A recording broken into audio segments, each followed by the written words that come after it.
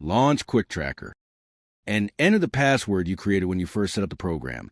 By clicking Show Password, you can make sure you enter the correct password. Then click Login to continue.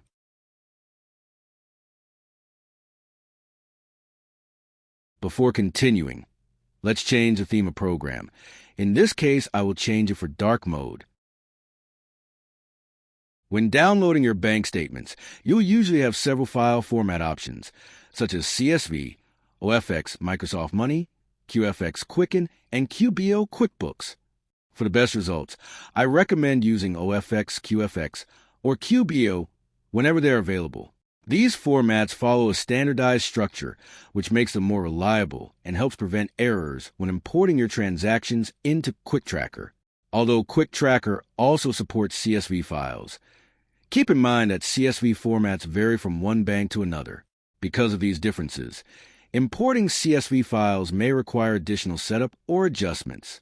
For that reason, I recommend using CSV only if your bank does not offer OFX, QFX, or QBO as download options. Before importing a bank statement, it's recommended that you create an account in QuickTracker and associate the statement with that account. This is especially helpful if you have multiple bank accounts from different financial institutions. In this example, my financial institution is DePaco. I named the account Checking. Last 3 digits of the account number. For the account mask, I used the last 4 digits of the bank account number, and I selected Checking as the account type.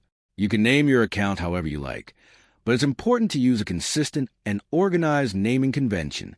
This will make it much easier to identify and manage your accounts as your financial records grow. Since I entered this information before, I will just cancel and continue.